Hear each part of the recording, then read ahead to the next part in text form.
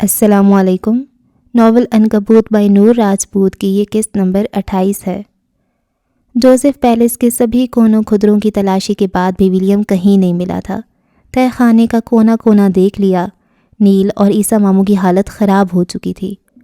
George نے انہیں پورا جوزف پیلس دکھا دیا تھا۔ وہ جب واپس آئے تو مسٹر جوزف اسی صوفے پر اطمینان سے بیٹھے تھے۔ انہیں اپنی جانب آتے دیکھ کر وہ اٹھ کھڑے ہوئے۔ نساء اور نینی ایک جانب صوفے پر بیٹھی تھی۔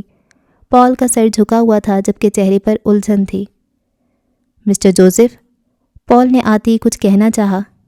مجھے امید ہے آئندہ تم تینوں کی شکل نہیں دیکھوں گا۔ انہوں نے دروازے کی جانب اشارہ کیا۔ پال کے الفاظ منہ میں ہی دم توڑ گئے۔ اس نے ایک نظر نساء کو دیکھا۔ وہ اس سے بات کرنا چاہتا تھا پر مسٹر جوزف کی موجودگی میں یہ ناممکن تھا۔ نساء نے اسے دیکھا اور نظریں چرا لیں، پھر وہ تینوں بنا کچھ کہے جوزف پیلس سے باہر نکل گئے۔ نساء واپس اپنے کمرے میں چلی گئی اور مسٹر جوزف اپنے کمرے میں آ گئے۔ آتے ہی انہوں نے دروازہ بند کر لیا۔ ضبط سے ان کی کنپٹیاں پھولی ہوئی تھیں۔ ان کی میز پر کھانے کی ٹرے رکھی تھی۔ انہوں نے آتے ہی اپنا کوٹ اتارا، ٹائی کی نوٹ ڈھیلی کر کے اسے اتار دیا، شرٹ کے کف فولڈ کر کے کوہنیوں تک کر لیے۔ ایک نظر خود کو آئینے میں دیکھا۔ ان کا ایک بھی بال سفید نہیں تھا۔ آنکھیں سیاہ اور سرد تھیں اور چہرہ اسپاٹ۔ وہ کئی لمحے خود کو دیکھتے رہے، پھر انہوں نے کھانے کی ٹرے اٹھا لی۔ آگے بڑھ کر اپنی بڑی سی الماری کا پٹ کھولا۔ سامنے ہی ان کے مہنگے سوٹ ٹنگے تھے۔ ایک ہاتھ سے کپڑوں کو سائیڈ کیا اور کپڑوں کے پیچھے کی دیوار واضح ہوئی، پتھر کی دیوار۔ انہوں نے بے تاثر چہرے کے ساتھ سامنے ہی دیوار پہ ایک مخصوص مقام پہ ہاتھ رکھ کر دبایا تو وہ دیوار ایک بھاری آواز سے کھلتی چلی گئی، جیسے کوئی پتھر اپنی جگہ سے ہل گیا ہو۔ جب دیوار پوری کھل گئی تو ان کے سامنے ہی بڑی سی راہداری تھی۔ انہوں نے اندر داخل ہوتے پہلے الماری کا پٹ بند کیا اور اس کے بعد وہ پتھر کی دیوار پار کرتے ہی وہ دیوار پھر اسی آواز سے بند ہو گئی۔ ولیم یہ دیکھتا تو حیران ہوتا۔ پورا بچپن وہ چاروں جوزف پیلس میں اس خفیہ الماری کی تلاش کرتے رہے جس کے پار کی دنیا بالکل الگ تھی، بالکل نارنیا جیسی۔ لیکن افسوس انہیں وہ الماری کبھی نہیں ملی، پر وہ نہیں جانتے تھے کہ اس الماری کا، اس خفیہ دروازے کا وجود تھا، پر اس کا گزر مسٹر جوزف جیسے ڈریکولا کے کمرے سے ہوتا تھا۔ وہ ہاتھ میں کھانے کی ٹرے پکڑے ایک لمبی راہداری سے گزر رہے تھے جس کی دونوں جانب مشعلیں روشن تھیں، اور پھر سیڑھیاں نظر آئیں۔ تہہ خانے کی سیڑھیاں جیسے پاتال میں اتر رہی تھیں۔ سرد کثیف ہوا کا ایک جھونکا اوپر آیا جس میں صدیوں کی گھٹن اور نمیات کی باس تھی۔ مسٹر جوزف کے بھاری قدم لکڑی کی سیڑھیوں پر گونج رہے تھے۔ ہر قدم ایک اذیت کا پرتو تھا۔ انہوں نے خود اپنے خون، اپنے ولی عہد کو اس تاریکی، اس سرد مہر خاموشی کے سپرد کر رکھا تھا۔ اس کا جرم کیا تھا؟ اس کی سب سے بڑی بغاوت۔ اس کا خدا بدل گیا تھا۔ وہ نیچے اتر رہے تھے، نگاہیں اسے ایک وجود کو تلاش کر رہی تھیں جو ان تاریکیوں کا مکین بن گیا تھا، اور پھر انہوں نے اسے دیکھا۔ کمرے کے عین وسط میں جہاں چھت سے ایک زنگ آلود کنڈا لٹک رہا تھا، ولیم زمین پر جھکا ہوا تھا۔ اس کے ہاتھ مضبوط زنجیروں سے بندھے تھے جو اوپر کنڈے سے پیوست تھیں۔ کلائیاں شاید لہو لہان تھیں مگر اس نے پرواہ نہیں کی۔ اس کا سر سجدے میں تھا، پیشانی ٹھنڈے پتھر کو چھو رہی تھی۔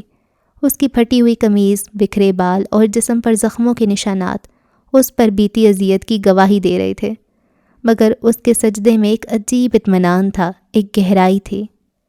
مسٹر جوزف وہیں سیڑھیوں پر ساکت ہو گئے۔ ان کے ہاتھ میں پکڑی کھانے کی ٹرے لرز رہی تھی جس کا عکس سامنے دیواروں پر خوفناک سائے بنا رہا تھا۔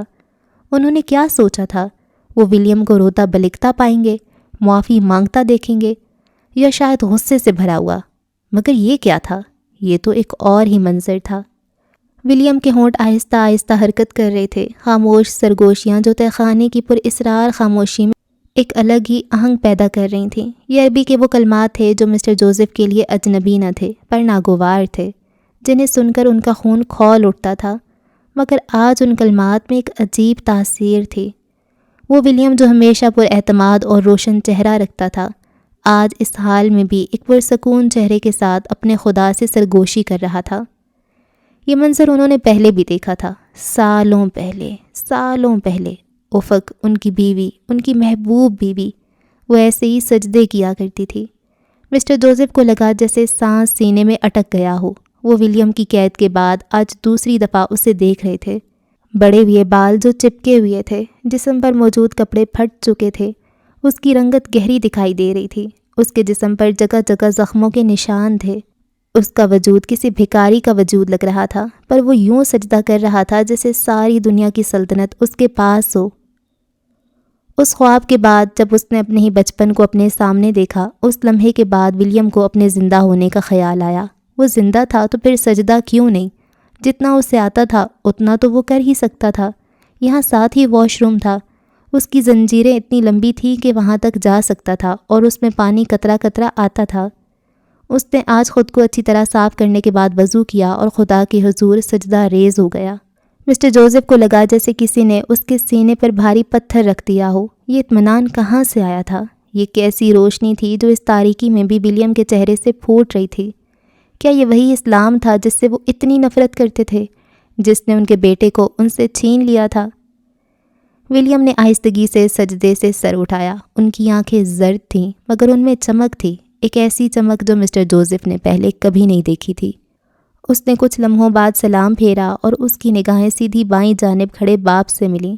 ان نگاہوں میں کوئی شکوہ نہیں تھا، کوئی التجا نہیں تھی، کوئی خوف نہیں تھا، بس ایک گہری خاموشی تھی اور شاید ایک ہلکی سی اداسی۔ باپ اور بیٹے کے درمیان یہ خاموش مکالمہ شاید صدیوں پر محیط تھا۔ ایک طرف اقتدار، روایات اور صدیوں پرانا مذہب تھا، دوسری طرف ایمان، یقین اور ایک نیا راستہ۔ زنجیریں صرف ولیم کے جسم میں نہیں تھیں، وہ ان دونوں کے دلوں میں پڑ چکی تھیں۔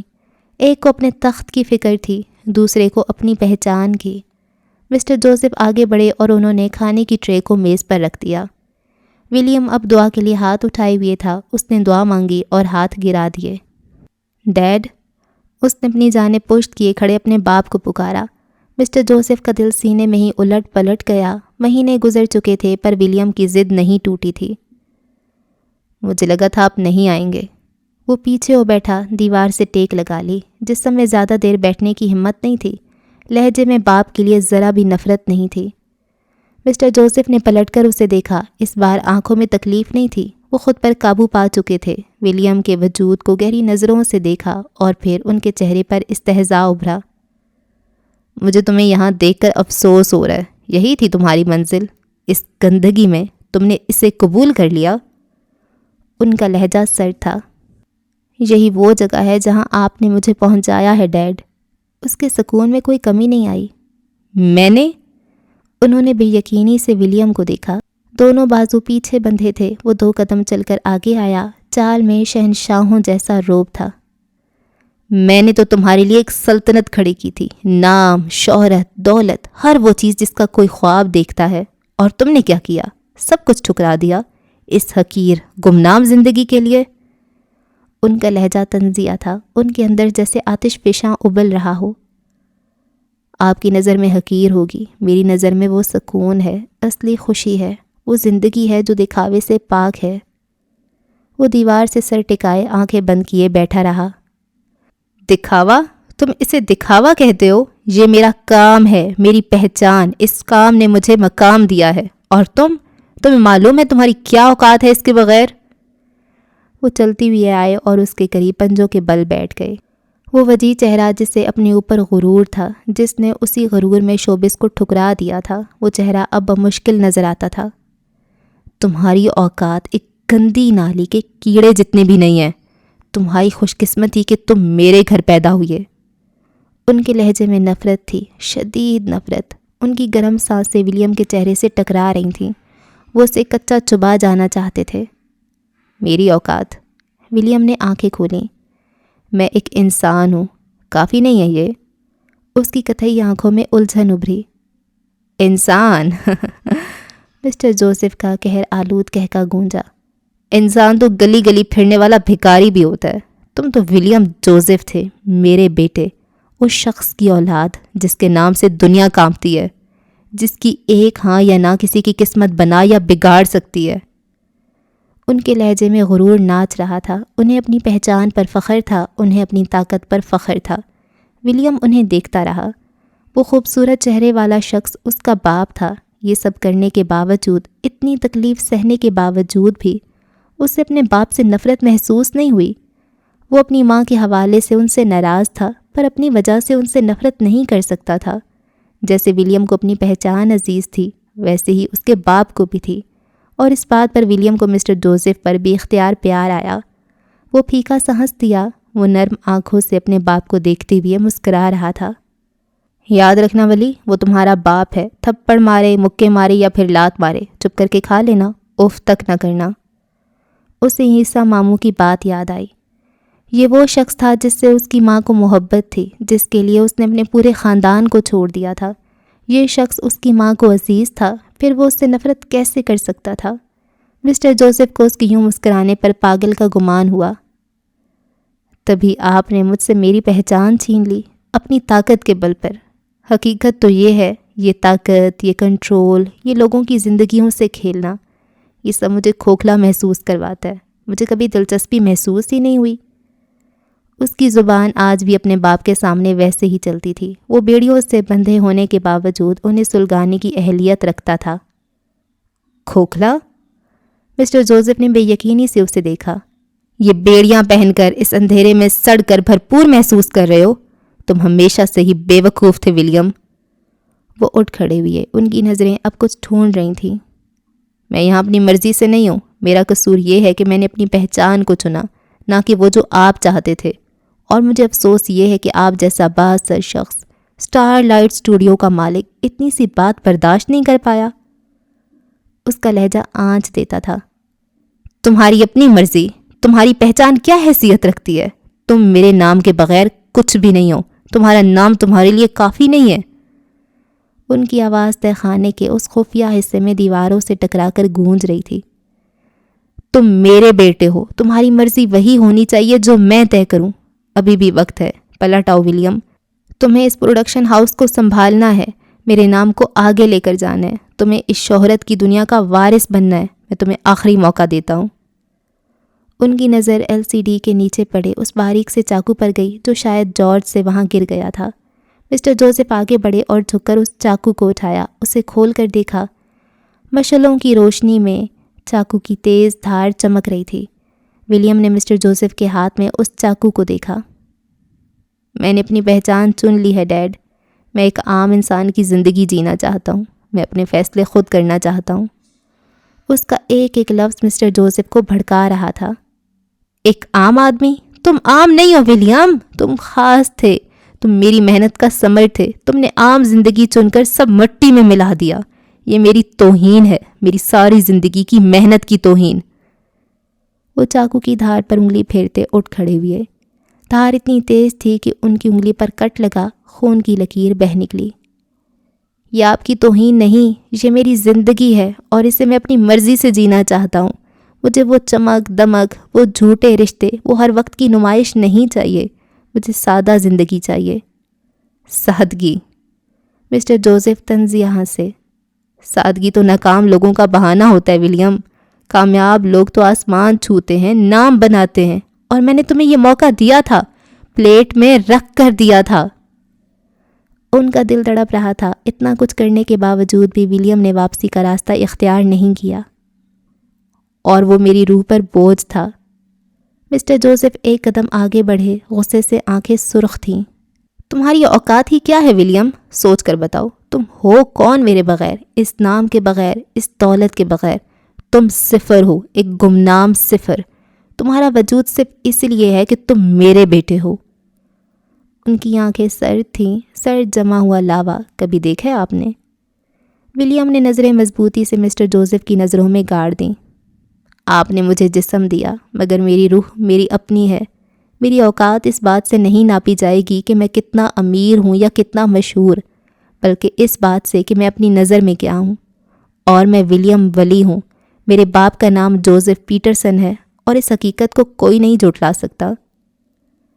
مسٹر جوزف کو جیسے کسی نے گونگا کر دیا ہو۔ بیٹی کی آنکھوں میں کوئی خوف، کوئی پچھتاوا نہیں تھا، صرف ایک اٹل یقین تھا جو باپ کی ساری طاقت، ساری دولت اور سارا نام نہ کھرد سکا۔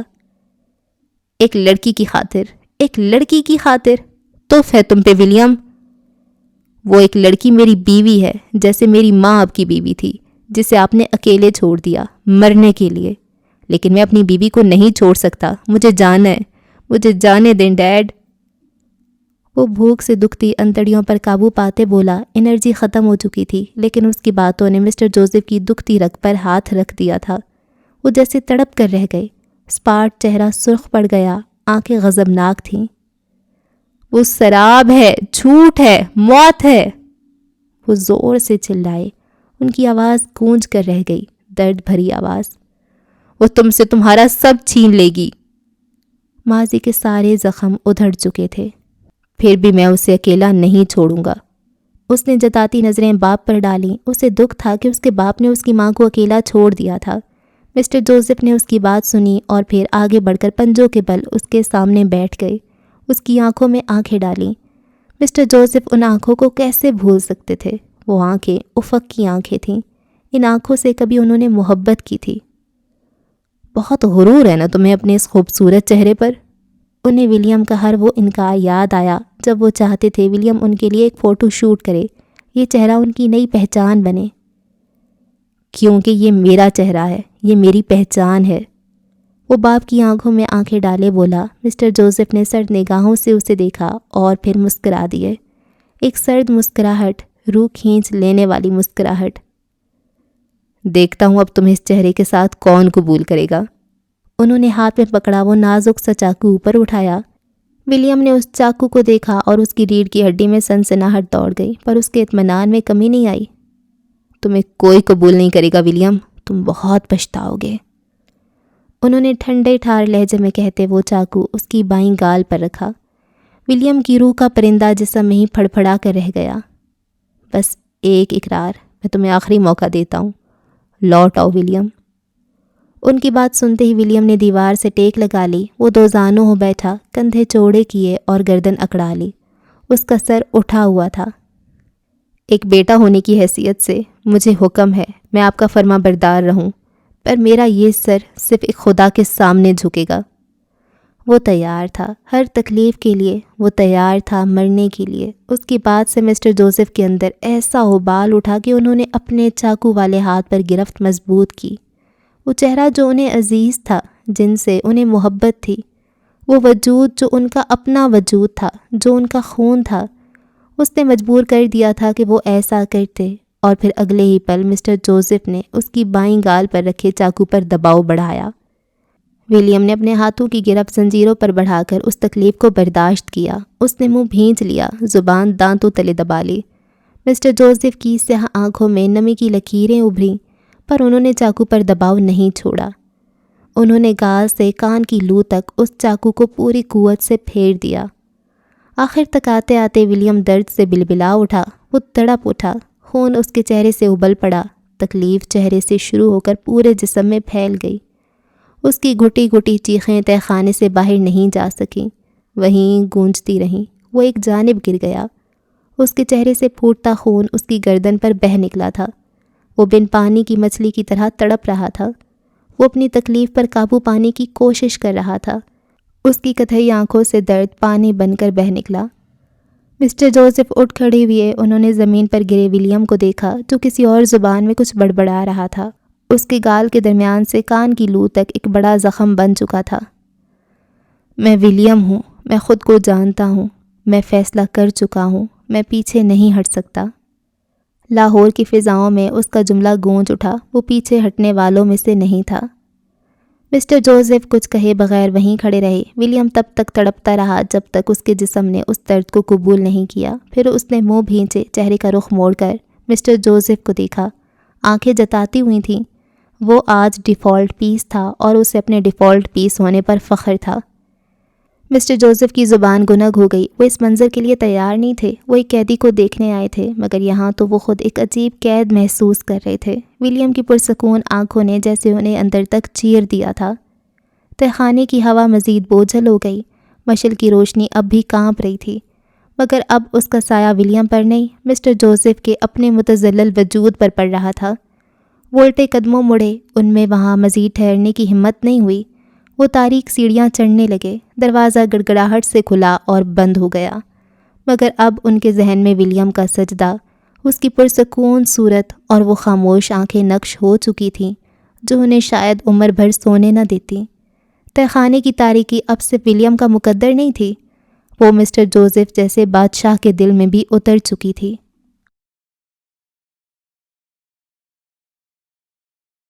رئیس ہوٹل DHA لاہور۔ تصور کریں کہ ایک پرتعیش ہال جہاں فیشن انڈسٹری کی نامور شخصیات، بڑے برانڈز کے مالکان، ڈیزائنرز اور میڈیا کے سرکردہ نمائندے جمع ہیں۔ ماحول میں نفاست، تخلیقی صلاحیتوں اور کاروباری بصیرت کا امتزاج ہے۔ رئیس گروپ، جو خود ایک بڑا نام ہے، آج رات کے میزبان ہیں۔ رات کے اس پہر ایئر کنڈیشنر ہال میں کاروباری لوگ مہنگی خوشبوؤں میں رچے بسے بیٹھے تھے۔ رئیس کا انتظار کیا جا رہا تھا۔ ویسے تو اپنی ہر تقریب میں سب سے پہلے موجود ہوتا تھا، پر آج وہ ابھی تک نہیں آیا تھا۔ سونیا سلطان اپنے سیکریٹری کے ساتھ بیٹھی تھی۔ دشمنی اپنی جگہ، کاروبار اپنی جگہ۔ ہال میں ایک شور تھا، لوگ آپس میں باتیں کر رہے تھے، اپنے کاروبار کے حوالے سے گفتگو کی جا رہی تھی۔ پیرس میں ہونے والے فیشن شو کو ڈسکس کیا جا رہا تھا، اور تبھی بڑے ہال والے ہوٹل کا داخلی دروازہ کھلا۔ سیاہ ڈریس پینٹ اور زیتون رنگ کی ڈریس شرٹ اور کوٹ پہنے رئیس اندر داخل ہوا۔ اس کے انداز میں کہیں بھی عجلت نہیں تھی، نہ کہیں گھبراہٹ اور نہ ہی کہیں دباؤ تھا۔ وہ یوں داخل ہوا جیسے ایک رئیس اپنی سلطنت میں داخل ہوتا ہے۔ اس کے دونوں ہاتھ پینٹ کی جیبوں میں تھے۔ اس کے پیچھے ہی ایک جانب مراد تو دوسری جانب عروضہ تھی۔ اندر داخل ہوتے ہی رئیس نے ایک طائرانہ نظر سب پر ڈالی۔ دائیں جانب کے ہال میں عوام بیٹھی تھی، لوگ خوش گپیوں میں مصروف تھے۔ اسے دیکھتے ہی ورکرز آگے بڑھے اور سلام کرنے لگے۔ وہ سر کو خم دیتا آگے بڑھا، اس ہال سے گزر کر آگے۔ بائیں جانب وہ کانفرنس ہال تھا جہاں سبھی موجود تھے۔ جیسے ہی لوگوں نے اسے دیکھا، سب کی توجہ اس کی جانب مرکوز ہوئی تو ہال میں ایک نامحسوسی خاموشی چھا گئی۔ اس نے سب کو دیکھا اور پیشہ ورانہ مسکراہٹ سے نوازتا آگے بڑھا۔ السلام علیکم۔ حشاش پشاش اور خوشگوار لہجہ وہ موڈ فریش کرنے کی صلاحیت رکھتا تھا۔ رئیس محض ایک طاقتور شخص نہیں بلکہ کثیر الجہد شخصیت کا مالک تھا۔ وہ ایک کامیاب بزنس مین تھا جس کی نظر معیشت کے نشیب و فراز پر گہری تھی۔ اس کی کاروباری ایکیومن نے اسے بے پناہ دولت سے نوازا تھا، جس نے اس کی طاقت کو مزید مستحکم کیا۔ لیکن اس کی شخصیت کا ایک اور پہلو بھی تھا جس سے قریبی لوگ واقف تھے۔ وہ ایک فنکار تھا۔ اس کے اندر ایک تخلیقی روح موجزن تھی جو کبھی کبھار اس کے کاموں میں جھلکتی تھی۔ عوام میں رئیس کی ایک اور ہی شبیہ تھی۔ وہ ایک دل نشیں اداکار کی طرح لوگوں سے ملتا، اپنی باتوں سے انہیں مسحور کر دیتا۔ اس میں ایک فطری کشش تھی جو لوگوں کو اس کی طرف کھینچتی تھی۔ وہ جانتا تھا کہ کس سے کیسے بات کرنی ہے، اور لوگوں کو اپنا گرویدہ بنانا اس کے لیے بائیں ہاتھ کا کھیل تھا۔ اس کی محفلیں رنگین ہوتیں اور لوگ اس کی صحبت میں وقت گزارنا باعث فخر سمجھتے تھے۔ مگر اس دل نشین اور فنکارانہ روپ کے پیچھے رئیس کی اصل پہچان اس کی بے پناہ طاقت تھی۔ یہ وہ قوت تھی جس نے اسے دوسروں پر برتری دلائی تھی، جس کے ذریعے وہ اپنے مقاصد حاصل کرتا تھا۔ اس کی نرم گفتاری اور دلربا انداز لوگوں کو دھوکہ دے سکتا تھا، لیکن جو اس کی طاقت کی ایک جھلک بھی دیکھ لیتا، وہ جان جاتا کہ اس شخص سے ٹکرانا موت کو دعوت دینے کے مترادف ہے۔ رئیس اپنی اسی دوہری شخصیت کے ساتھ معاشرے پر راج کر رہا تھا۔ ایک طرف لوگوں کا محبوب رہنما اور فنکار، اور دوسری طرف ایک ایسا طاقتور شخص جس کی مرضی کے آگے سب سر تسلیم خم کرتے تھے۔ اور ایسا کیوں تھا؟ کیا یہ سب اسے پلیٹ میں رکھا مل گیا تھا؟ پچھلے 23 سالوں سے وہ محنت کر رہا تھا، خالی محنت نہیں، سمارٹ ورک۔ 23 سال اس نے دن رات کام کیا، پہچان بنائی، اور ابھی بھی یہ کام جاری تھا۔ وہ مسلسل محنت کا قائل تھا، چاہے آہستہ چلو پر چلتے رہو۔ وہ جب کچھ حاصل کر لیتا تو کچھوے کی طرح سستانے نہیں لیٹتا تھا۔ یہ اس کی کامیابی کی سب سے بڑی وجہ تھی۔ اور دوسری وجہ، دھوکے بازوں کو وہ راستے سے ہٹا دیتا تھا۔ وہ سب سے مل رہا تھا اور پھر سب ہال میں ایک جانب لمبے میز کے گرد رکھی کرسیوں پر بیٹھ گئے۔ ہر ایک کرسی کے سامنے میز پر ڈائری اور پینسل رکھی تھی، اس کے ساتھ ہی پانی کی بوتل اور لیپ ٹاپ بھی۔ یہ چیزیں پہلے سے ہی رکھوائی جا چکی تھیں۔ جب سب بیٹھ چکے تو سربراہی کرسی اس نے سنبھالی اور پیشہ ورانہ انداز میں کہنا شروع کیا۔ آج رات آپ سب کو یہاں دیکھ کر مجھے بے حد خوشی ہو رہی ہے۔ آپ وہ لوگ ہیں جنہوں نے اپنی محنت، تخلیقی صلاحیتوں اور کاروباری سوجھ بوجھ سے ہماری فیشن انڈسٹری کو وہ مقام دلایا ہے جہاں وہ آج کھڑی ہے۔ آپ سب یہاں محض مدعو نہیں ہیں، آپ اس انڈسٹری کے ستون ہیں، اس کا مستقبل ہیں۔ یہ محض ایک رسمی ڈنر نہیں بلکہ یہ ان تخلیقی روحوں کا اجتماع ہے جو فیشن کی دنیا کو نئے معنی اور جہتیں عطا کرتی ہیں۔ بزنس، فیشن اور آرٹ کی دنیا کے کئی جانے مانے چہرے اس کے سامنے تھے۔ اس کا کوٹ پیچھے کرسی پر لٹک رہا تھا جبکہ شرٹ کے کپ فولڈ تھے۔ سب سے پہلے تو آپ کا شکریہ رئیس صاحب، آپ نے پیرس جیسے ملک میں فیشن شو سپانسر کرنے کا سوچا۔ یہ نہ تو آسان کام ہے اور نہ ہی عام بات ہے۔ سونیا سلطان انتہائی پیشہ ورانہ انداز میں بولی۔ رئیس بھی اسی کے انداز میں مسکرا دیا۔ کوئی انہیں دیکھ کر اندازہ نہیں لگا سکتا تھا کہ یہ دونوں کتوں کی طرح لڑتے تھے۔ سونیا کی دیکھا دیکھی سب نے اس کی تقلید کی۔ وہ سب اس کے شکر گزار تھے۔ ایسا نہیں تھا صرف وہ اسپانسر کر رہا تھا، ملکی اور غیر ملکی ایجنسیاں بھی شامل تھیں، پر لیڈ وہ کر رہا تھا۔ ہم چاہتے ہیں آپ پیرس میں ہونے والی فیشن تقریب پر تفصیل سے روشنی ڈالیں۔ رئیس نے درخواست سن کر اس بات میں سر ہلایا۔ ہم آج یہاں صرف ایک پرتکلف ڈنر کے لیے جمع نہیں ہوئے بلکہ ایک اہم مقصد کے لیے اکٹھے ہوئے ہیں۔ جیسا کہ آپ جانتے ہیں، ہم جلد ہی ایک ایسے فیشن شو کا انعقاد کرنے جا رہے ہیں جو میری نظر میں ہماری انڈسٹری کے لیے ایک گیم چینجر ثابت ہو سکتا ہے، اور اس کے لیے میں آپ کی شمولیت، آپ کے تعاون اور آپ کے ویژن کا طلبگار ہوں۔ میں نے اس فیشن شو کے لیے یہ خاص پیریڈ منتخب کیا ہے۔ کیونکہ میرا ماننا ہے کہ فیشن محض کپڑوں کا نام نہیں، یہ وقت کے ساتھ بہنے والی ایک زندہ چیز ہے۔ یہ ہمارے معاشرے کی عکاسی کرتا ہے، ہمارے جذبات، ہماری امیدوں اور ہمارے بدلتی ہوئے رجحانات کا ترجمان ہے۔ اور اس وقت ہماری انڈسٹری، ہمارا معاشرہ ایک ایسے موڑ پر کھڑا ہے جہاں ہمیں نہ صرف اپنی کامیابیوں کو سراہنے کی ضرورت ہے بلکہ مستقبل کے لیے ایک واضح راستہ بھی متعین کرنا ہے۔ وہ سانس لینے کو رکا، سب اسے سنجیدگی سے سن رہے تھے۔ یہ شو چیلنجز اور مواقع کا ایک امتزاج لے کر آیا ہے۔ عالمی سطح پر فیشن کی دنیا تیزی سے بدل رہی ہے۔ پائیداری، ڈیجیٹلائزیشن، انفرادیت کا اظہار اور ثقافتی جڑوں سے جڑے رہنا، یہ وہ موضوعات ہیں جو آج گاہک کے لیے اہمیت رکھتے ہیں۔ ایسے میں ایک مضبوط، منظم اور ویژنری فیشن شو وقت کی اہم ترین ضرورت ہے۔ یہ فیشن شو محض ریمپ پر ماڈلز کا واک کرنا نہیں ہوگا۔ میرا ویژن اس سے کہیں بڑا ہے۔ ہم ایک ایسا پلیٹ فارم تیار کر رہے ہیں جو جدت اور تخلیقی صلاحیتوں کا مظہر ہو، جہاں نہ صرف قائم شدہ برانڈز اپنی شاندار کلیکشنز پیش کریں گے بلکہ ابھرتے ہوئے ٹیلنٹ کو بھی موقع ملے گا کہ وہ دنیا کو اپنی صلاحیتیں دکھائیں۔ یہ پلیٹ فارم عالمی معیار کا حامل ہوگا۔ ہم لائٹنگ، سیٹ ڈیزائن، موسیقی اور مجموعی تجربے کے لحاظ سے بین الاقوامی معیار قائم کریں گے۔ مقصد یہ ہے کہ دنیا بھر کی نظریں اس شو پر ہوں۔ ہاں، وہ شو سے پوری دنیا کی توجہ کھینچنا چاہتا تھا۔ یہ سب پوری پلاننگ سے چل رہا تھا۔ وہ اپنے مال کے پروجیکٹ کو شروع کر چکا تھا جہاں وہ ملکی اور غیر ملکی برانڈز کے ساتھ کولیبریٹ کرنے والا تھا، اور تب ہی ممکن ہوتا جب وہ اس فیشن شو کے ذریعے سب سے مل پاتا، تعلقات بڑھا پاتا۔ یہ صرف شو نہیں، ایک بزنس ایونٹ ہوگا۔ ہم خریداروں، سرمایہ کاروں اور میڈیا کے لیے خصوصی سیشنز رکھیں گے تاکہ آپ کے برانڈز کو نئے راستے ملیں۔ ہم اپنی ثقافت، اپنے ورثے اور اپنی دستکاری کو جدید فیشن کے ساتھ اس طرح پیش کریں گے کہ وہ عالمی سطح پر سراہا جائے۔ ہم ایسے طریقوں اور ڈیزائنرز کو ترجیح دیں گے جو پائیدار فیشن پر یقین رکھتے ہیں۔ یہ مستقبل کی ضرورت ہے۔ اس نے وہ تمام اہم پوائنٹس بتا دیے تھے جو اس فیشن شو کے ذریعے فائدہ دینے والے تھے۔ اب سوال یہ ہے کہ آپ، جو خود اتنے بڑے اور کامیاب برانڈز کے مالک ہیں، اس شو کا حصہ کیوں بنے؟ آپ کو اسپانسرشپ یا شمولیت کی کیا ضرورت ہے؟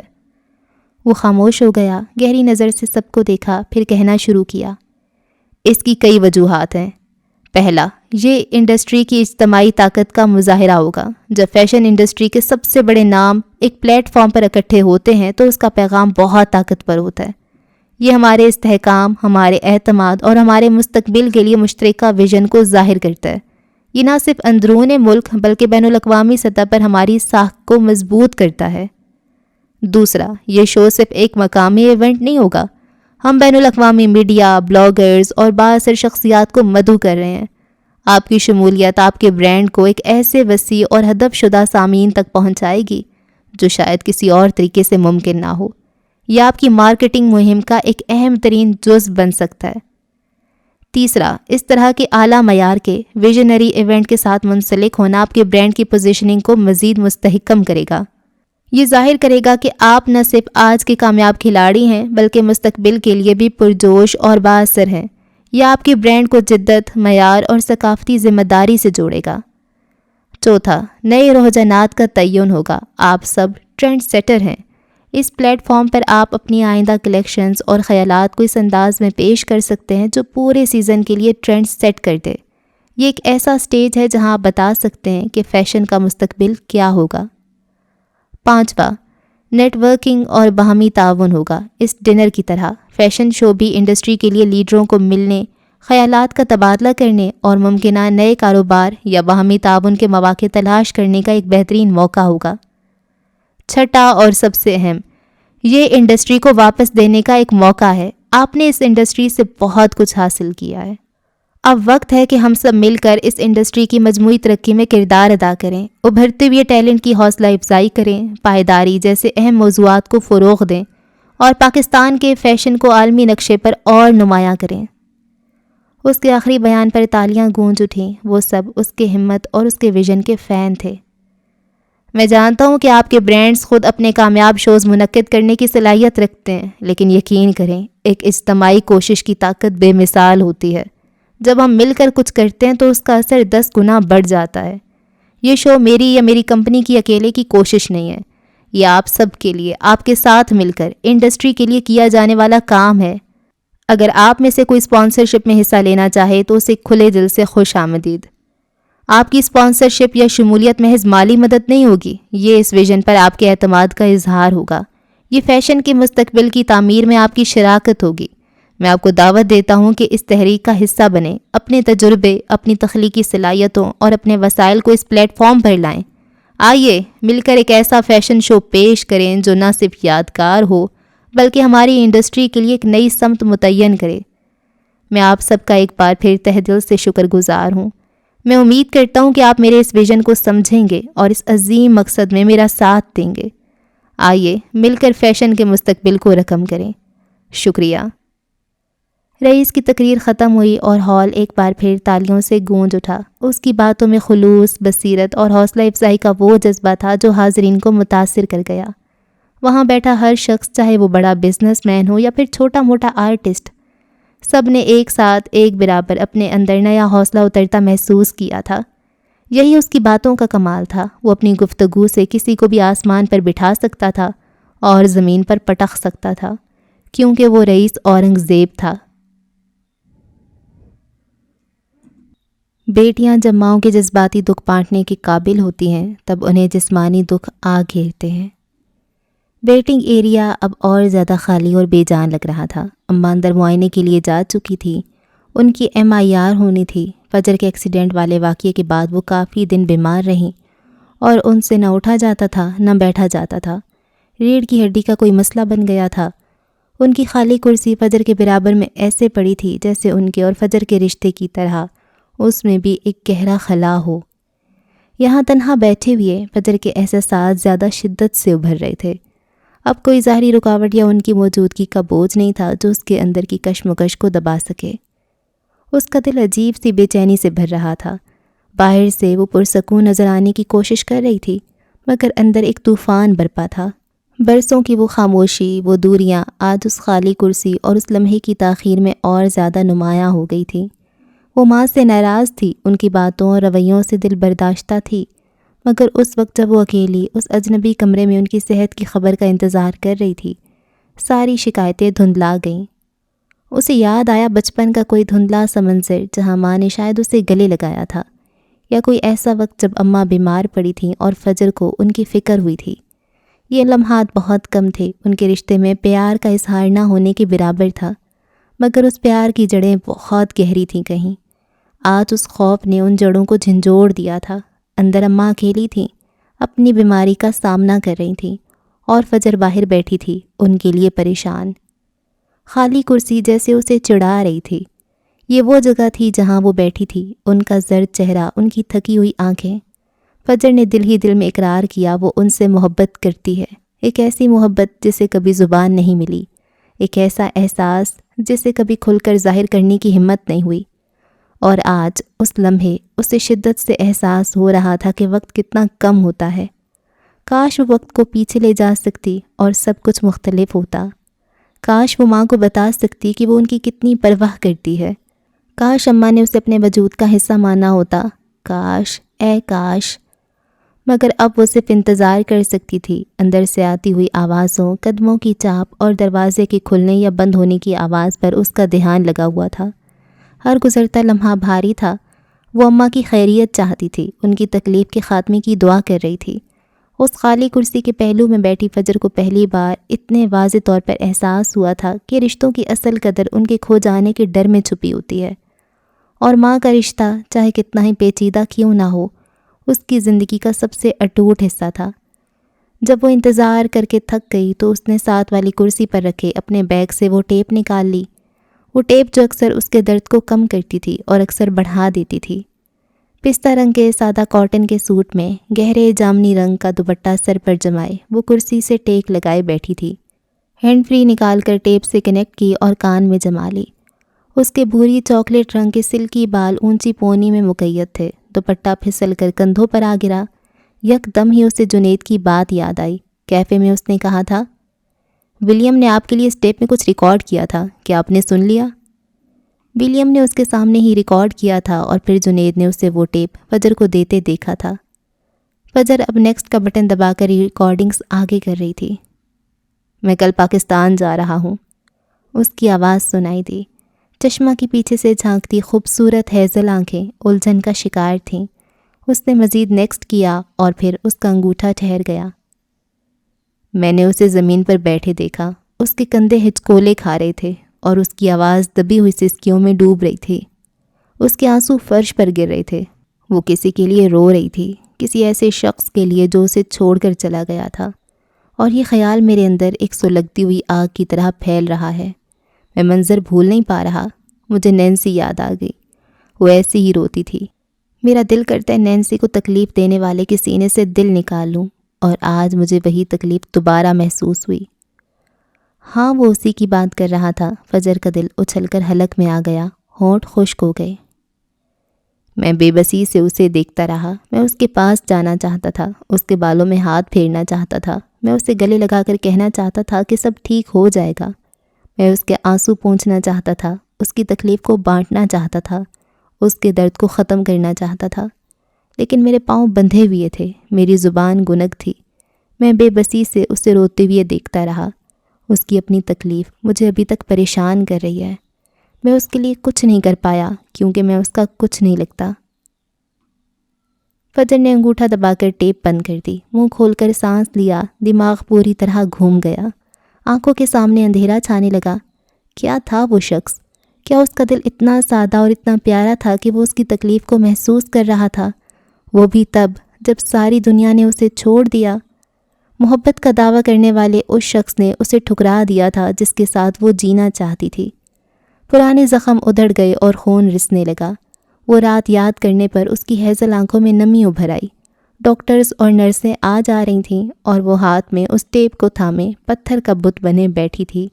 گلے میں آنسوؤں کا گولا اٹکا تھا۔ اس نے انگوٹھا دوبارہ دبایا اور ولیم کی آواز پھر سے گونجی۔ اسے دیکھ کر مجھے اپنی ماں یاد آئی، مجھے نینسی یاد آئی۔ مجھے اس پل وہ اپنی سی لگی، یوں لگا جیسے اس سے میرا صدیوں پرانا رشتہ ہو، یوں لگا جیسے میں اس کے سارے دکھوں کو مداوا کر سکتا ہوں۔ پر حقیقت تو یہ ہے کہ میں بزدل انسان ہوں، میں اس کے لیے کچھ نہیں کر پایا۔ مجھے غصہ آ رہا تھا اس شخص پر جس نے اسے یہ دکھ دیا تھا۔ میں چاہتا تھا میں کچھ پلوں کے لیے اس شخص کی جگہ لے لوں جو اسے چھوڑ گیا، اس کے آنسوؤں کو پونچھ لوں۔ میرا شدت سے دل چاہا کہ میں اسے ہنساؤں، اسے خوش کروں، اسے یہ یقین دلاؤں کہ وہ اکیلی نہیں ہے، لیکن میں جانتا تھا کہ میں ایسا نہیں کر سکتا۔ اس کا درد اس کا اپنا ہے اور اسے خود ہی اس سے گزرنا ہوگا۔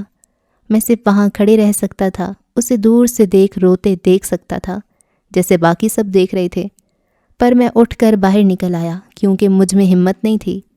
نینسی مجھ پر ہنسی، اس نے میرا مذاق اڑایا کہ میں بزدل ہوں، اور شاید یہی سچ ہے، میں واقعی بزدل ہوں۔ ٹیپ آٹومیٹک خاموش ہو گئی۔ اس دن شاید اتنا ہی تھا۔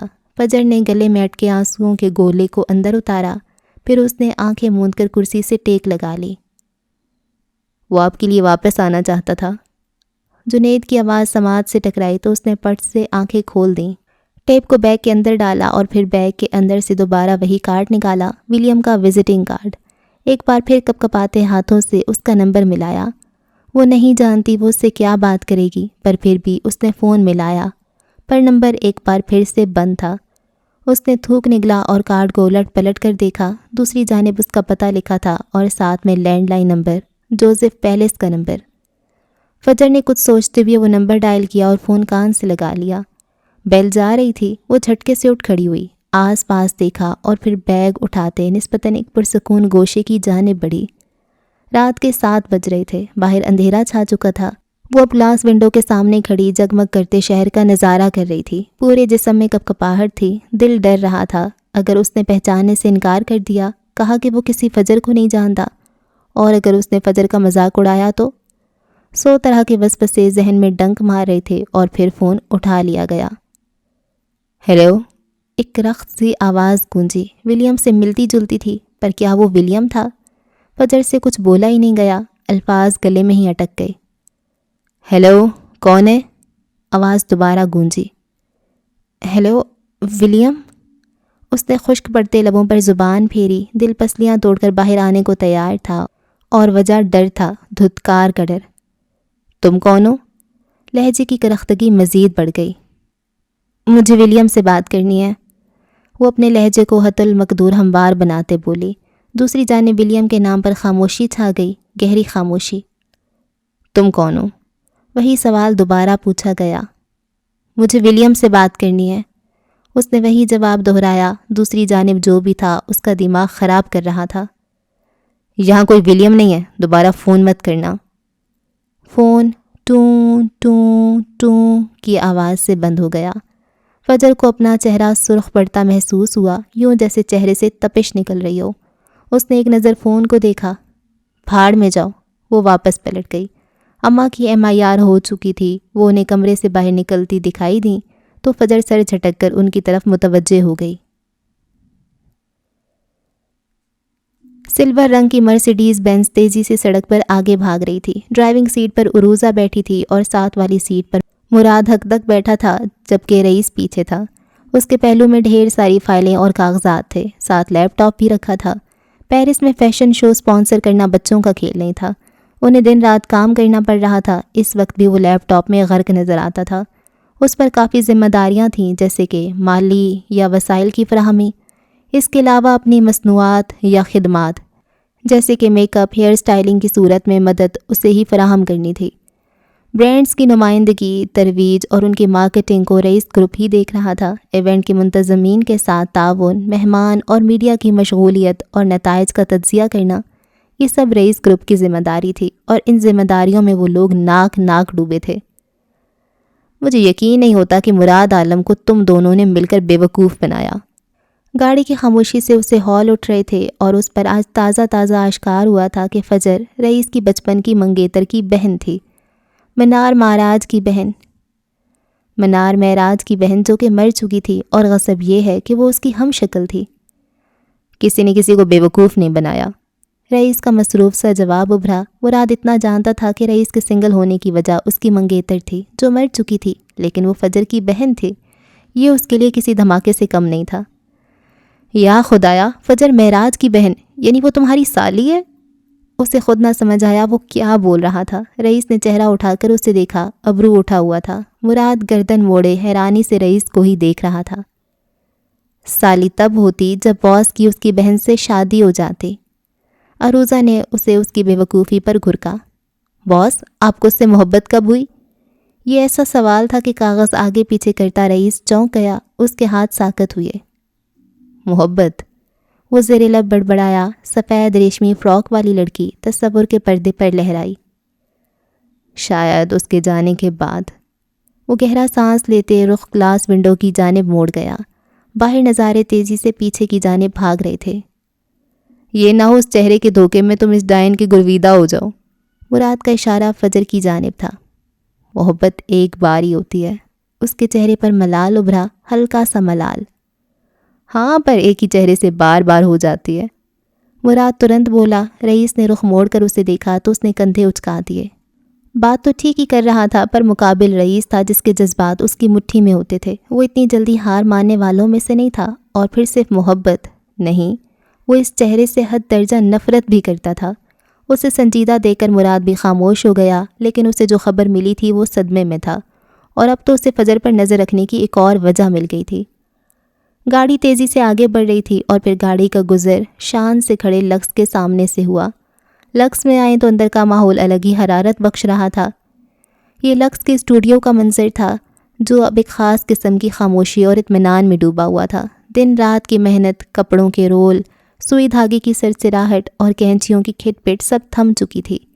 اس وقت اسٹوڈیو میں روشنیوں کی نرم چمک بکھری ہوئی تھی، جو ہال میں سجے ان شاہکار لباسوں پر پڑ رہی تھی جو عنقریب پیرس فیشن شو کی زینت بننے والے تھے۔ اسٹوڈیو میں لکس کے سبھی کاسٹیوم ڈیزائنر جمع تھے۔ ان کے چہروں پر تھکن کے ساتھ ساتھ ایک گہرا اطمینان اور فخر نمایاں تھا۔ ہر ایک نے اپنا حصہ ڈالا، اپنی تخلیقی صلاحیتوں کو نچوڑا تاکہ لکس کے نام کو بین الاقوامی سطح پر چمکا سکے۔ وہ سب اس وقت بہت پرعزم تھے، پیرس کے سفر اور وہاں اپنے فن کی نمائش کے لیے بےتاب۔ ان سب کے درمیان فجر معراج سب سے زیادہ روشن اور پرعزم دکھائی دے رہی تھی۔ اس کی ہیزل آنکھوں میں ایک خاص چمک تھی جو صرف نائٹ میئرز کو حقیقت میں بدلنے والوں میں نظر آتی ہے۔ وہ اپنے بنائے ہوئے تینوں کاسٹیوم کے بالکل سامنے کھڑی تھی۔ دراز قد لڑکی پورے قد سے اپنے نائٹ میئرز کو دیکھ رہی تھی۔ یہ لباس محض کپڑے کے ٹکڑے نہیں تھے، یہ اس کے مہینوں کی محنت، اس کے تصورات، اس کے جذبات اور اس کے کریئر کے سب سے اہم موڑ کی علامت تھے۔ فجر کی نگاہیں کبھی ایک لباس پر جمتی تو کبھی دوسرے پر۔ ہر لباس میں اسے اپنا آپ نظر آتا۔ وہ جانتی تھی یہ تینوں تخلیقات اس کی زندگی کو ایک نیا رخ دے سکتی ہیں۔ پیرس کا سٹیج دنیا بھر کے سامنے اس کا فن پیش کرنے کا موقع تھا۔ یہ موقع اس کی پہچان بن سکتا تھا، اسے گمنامی سے نکال کر روشنی میں لا سکتا تھا۔ وہ دوسرے زینے پر قدم رکھنے کو تیار تھی۔ اس کے دل میں ایک ہی سوال گونج رہا تھا، ایک سوال جو پرعزم امید اور گھبراہٹ کے باریک تاروں سے بنا تھا۔ کیا اس کا آرٹ، جس میں اس نے اپنا سب کچھ سمو دیا تھا، واقعی اس کی پہچان بن پائے گا؟ کیا پیرس کی چکا چوند روشنیوں میں اس کے یہ ڈیزائن فجر کو دنیا کے سامنے ایک تسلیم شدہ آرٹسٹ کے طور پر پیش کر پائیں گے؟ اسٹوڈیو میں موجود ہر شخص پرجوش تھا، لیکن فجر کا جوش ایک ذاتی جنگ کا نتیجہ تھا۔ اس نے خود کو ثابت کرنے کے لیے جو انتھک محنت کی تھی، اس کا فیصلہ اب 3 لباسوں کے ذریعے ہونا تھا۔ وہ انہیں دیکھتی رہی، ان پر ہاتھ پھیر کر انہیں محسوس کرتی رہی کہ واقعی اس نے انہیں تخلیق کر لیا تھا، اور جیسے انہیں آخری بار تسلی دے رہی ہو قبل اس کے کہ وہ دنیا کے سامنے پیش ہوں۔ اس نے اپنے کندھے پر ہاتھ رکھتے خود کو حوصلہ دیا۔ میں یہ کر لوں گی، میں کبھی ہار نہیں مانوں گی، یہ میری فطرت میں نہیں۔ آنے والا کل ان سب کے لیے ایک نیا آغاز تھا، ایک نئی منزل کی طرف سفر، لیکن فجر کے لیے یہ سفر اس کے اپنے مستقبل کی طرف تھا۔ وہ پر امید تھی، پر عزم تھی اور تیار تھی۔ اب بس وقت ہی بتائے گا کہ آیا اس کا آرٹ ہی اس کی سب سے بڑی اور سچی پہچان بنتا ہے یا نہیں۔ ستمبر کے حبس زدہ موسم میں وہ تر و تازہ لگ رہی تھی، اور اس سے بھی زیادہ مصروف۔ اس کا کمرہ کسی حد تک بکھرا ہوا تھا، کیونکہ وہ کل صبح پیرس کے لیے روانگی کی تیاری میں پیکنگ کر رہی تھی۔ ایک بڑا سوٹ کیس کھلا پڑا تھا جس میں احتیاط سے طے کیے ہوئے لباس اور دیگر ضروری اشیاء رکھی جا رہی تھیں۔ اس کے چہرے پر اب بھی پیرس فیشن شو کا جوش اور اسٹوڈیو میں محسوس ہونے والی پراعتماد چمک موجود تھی، لیکن اس کے ساتھ ایک گہری تشویش کی لکیر بھی تھی۔ اس نے کپڑے طے کرتے ہوئے ایک گہری سانس لی اور پھر دروازے کی طرف رخ کر کے بانو کو آواز تھی۔ جب سے اماں کی طبیعت بگڑی تھی اس نے بانو کو فل ٹائم رکھ لیا تھا۔ وہ اچھی لڑکی تھی اور اماں کا خیال بھی رکھتی تھی۔ بانو، بانو بات سننا۔ جی باجی۔ وہ کسی جن کی طرح حاضر ہوئی۔ باہر لاؤنج میں ٹی وی چل رہا تھا اور بانو اماں کے ساتھ کوئی پاکستانی سیریل دیکھ رہی تھی۔ یوں تو اماں کو شوق نہیں تھا اور نہ عادت تھی، پر بانو نے انہیں اپنے ساتھ لگا لیا تھا۔ فجر پیکنگ کا کام روک کر بانو کی طرف مڑی، اس کی آواز میں فکر واضح تھی۔ بانو، تم جانتی ہو مجھے کل صبح پیرس کے لیے نکلنا ہے، چند دن کا کام ہے۔ وہ تھوڑا توقف کر کے بولی۔ اماں کو تمہارے سہارے چھوڑ کر جا رہی ہوں، خیال رکھنا۔ اس کی نگاہیں کمرے کے دروازے پر جمی تھیں۔ اماں کی طبیعت پوری طرح ٹھیک نہیں ہے۔ آپ فکر نہ کرے باجی، اماں اب ٹھیک ہیں، پہلے سے بہتر ہے۔ اس دن انہوں نے آپ کو ٹی وی پر دیکھا تھا تو اسی دن سے اماں کی طبیعت بگڑی۔ آپ ٹھیک ہیں تو اماں ٹھیک ہیں۔ بانو کی بات نے فجر کو چونکنے پر مجبور کر دیا۔ ٹی وی پر؟ مجھے؟ اس نے حیرت سے بانو کو دیکھا۔ ہاں جی، وہ جب آپ کا ایکسیڈنٹ ہوا تھا وہ میڈم ٹی وی پر بتا رہی تھیں کہ آپ پوری رات ہسپتال میں تھیں جی، بس اسی دن اماں کو کچھ ہوا تھا۔ بانو کی اس اطلاع پر فجر کے اندر درد کی ایک لہر دوڑ گئی۔ اماں شاید اس کے سچ سے واقف ہو چکی تھیں، کئی لمحے وہ کچھ نہ بول پائی، یوں ہی خالی خالی وجود لیے کھڑی رہی۔ آپ کو مدد چاہیے؟ میں کر دوں؟ اسے بت بنے دیکھ کر بانو نے دوبارہ پوچھا۔ نہیں، میں کر لوں گی، تم جاؤ اماں کو دیکھو۔ وہ اپنے وجود پر قابو پاتے بولی تو بانو پلٹ گئی۔ کچھ یاد آنے پر اس نے بانو کو پھر سے پکارا۔ اماں کو اکیلا محسوس ہونے مت دینا، وقت پر دوا دینا، کھانے پینے میں کوئی کوتاہی نہ کرنا، بخار برابر چیک کرتی رہنا، اگر زیادہ طبیعت خراب ہو تو فوراً مجھے فون کرنا یا ڈاکٹر کو بلانا۔ باہر ٹیلی فون کے پاس میں نے سبھی ضروری نمبر لکھ کر چپکا دیے، ان میں ڈاکٹر کا بھی ہے۔ وہ اسے ہدایات دے رہی تھی۔ بانو کی آنکھوں میں فجر کے لیے ہمدردی اور ذمہ داری کا احساس نمایاں ہوا۔ اس نے آگے بڑھ کر فجر کا ہاتھ تھپتھپایا۔ باجی، آپ بالکل فکر نہ کریں، بے فکر ہو کر جائیں، میں ان کا پورا خیال رکھوں گی، دوا کھانا ہر چیز وقت پر ہوگی، آپ اطمینان سے جائیں اور اپنا کام اچھے سے کریں، پیچھے سب ٹھیک رہے گا۔ بانو کی تسلی بخش الفاظ سن کر فجر کے دل کا بوجھ تھوڑا ہلکا ہوا، مگر مکمل طور پر ختم نہیں ہوا۔ پیرس جانے کا موقع اس کی زندگی کا سب سے بڑا موقع تھا، لیکن ایک بیمار عزیز کو پیچھے چھوڑ کر جانا اس کے لیے آسان نہیں تھا۔ اس نے بانو کا شکریہ ادا کیا تو بانو مسکرا کر کمرے سے چلی گئی۔ اتنی طبیعت تو اماں جی کی اکثر خراب ہو جاتی تھی، پر پرانے گھر میں ہوتے ہوئے اسے کبھی اتنا ڈر محسوس نہیں ہوا۔ یہاں آ کر دل ڈر رہا تھا، حالانکہ وہ اب ٹھیک تھیں۔ فجر واپس اپنی پیکنگ کی طرف پلٹی۔ اب اس کے ہاتھ تیزی سے چل رہے تھے، لیکن اس کا ذہن اماں کے گرد گھوم رہا تھا۔ سوٹ کیس میں رکھے ہر لباس کے ساتھ اس کے دل میں پیرس کے خواب اور اماں کی صحت کی فکر گڑمڑ ہو رہی تھی۔ یہ سفر اس کے فن کے لیے ضروری تھا، لیکن اس کی ذاتی زندگی کی ذمہ داریاں اسے مسلسل یاد دلا رہی تھیں کہ کامیابی کی قیمت صرف محنت نہیں ہوتی، بلکہ کبھی کبھی اپنوں سے دوری بھی ہوتی ہے۔ وہ ایک بار پھر لمبی سانس لے کر اپنا کام مکمل کرنے میں جٹ گئی، اس امید کے ساتھ کہ سب کچھ خیریت سے گزر جائے گا۔ اوکے جی، اس ایپیسوڈ کو یہاں پہ ختم کرتے ہیں۔ اور کیا ہوا آج کے ایپیسوڈ میں؟ شروع میں تو وہ ولیم کی حالت کے بارے میں بتایا گیا ہے کہ ان کو نہیں ملتا، کیونکہ ولیم کو اس نے بالکل ہی الگ جگہ پہ رکھا ہوا ہے، الماری کے اندر کوئی راستہ بنایا ہوا ہے بابے نے۔ دونوں بہت ڈھیٹ ہیں، بابا بھی کیسے اپنے بیٹے کو اتنی زیادہ تکلیف دے رہا ہے، اور ولیم بھی۔ یار میں نے ایک جگہ پڑھا ہے کہ آپ نا ایسے موقعوں پہ کفریہ کلمات بھی کہہ سکتے ہو، تو یہ ولیم کو عیسیٰ ماموں بتا دیتا کاش۔ تو ایسا تو نہیں ہے کہ آپ مطلب ایسے بات کرو گے تو آپ اسلام سے خارج ہو جاؤ گے، ایسا نہیں ہوتا۔ بہت سے مقامات پہ آپ کو جھوٹ بولنے کی بھی اجازت ہوتی ہے، بلکہ بہت سی جگہوں پہ ترجیح دی جاتی ہے کہ جہاں پہ فتنے کا ڈر ہو وہاں پہ آپ جھوٹ بولو۔ اور یہاں پر بھی یہ ابھی فی الوقتی طور پہ تو اپنے ابے کی بات مان ہی لینا کہ ہاں ٹھیک ہے، میں مسلمان نہیں ہوں، میں کرسچن ہوں، اور جب وہ اسے نکال دیں گے تو وہاں سے پھر بھاگ جائے، ہے نا؟ ضد ہے نا، خواہ مخواہ کی ضد لگائی ہوئی ہے ولیم نے۔ بھائی وہ تو ستھیا گیا ہے، کھسکا ہوا ہے، لیکن تم تو وقتی طور پہ اس کی بات مان لو، صرف بولنا ہی ہے، کچھ ثابت تو نہیں نہ کرنا، جو وہ کہے وہ بول دینا، اور بس ٹھیک ہے۔ جب باہر نکل جاؤ تو بس اپنا پکا پکا بندوبست کرنا۔ اب تو تم پھنسے ہوئے ہو، تو یہاں سے کیسے نکلو گے؟ یہ تو خواہ مخواہ تکلیف برداشت کرنے والی بات ہے۔ اللہ پتہ نہیں کیسے نکلے گا، کوئی اس کی امید ہی نہیں ہے۔ وہ پال بھی آیا تھا لیکن اس نے بھی پھر کچھ نہیں کیا۔ اب الماری کے اندر سے تو کوئی بھی اس کو نہیں ڈھونڈ کے نکال سکے گا نا، وہ تو اب بندہ امید ہی چھوڑ دے۔ خیر جی، اور کیا ہوا؟ رئیس نے لمبی ساری تقریر دی، وہ کوئی فیشن شو کرنے جا رہا ہے اسپانسر، اور ادھر فجر بھی جا رہی ہے، اور فجر نے کال کی ہے تو کس نے اٹھایا ہوگا؟ جس نے بھی اٹھایا ہوگا شکر ہے اس نے بتایا نہیں ہے کہ میں ولیم کی بیوی ہوں۔ اور فجر کی اماں بیمار ہیں، ان کا آپس میں بیچاری ماں بیٹی، ان کا اور کوئی بھی نہیں ہے، اور یہ آپس میں بھی ایک دوسرے کے ساتھ ٹھیک نہیں ہے، اپنے آپ کو ایکسپریس ہی نہیں کرتی ہیں۔ اوکے جی، بس یہی ہے، اور تو کچھ خاص نہیں ہوا آج۔ اگلی ایپیسوڈ میں ہوتی ہے ملاقات، رکھیں دعاؤں میں یاد۔ اللہ حافظ۔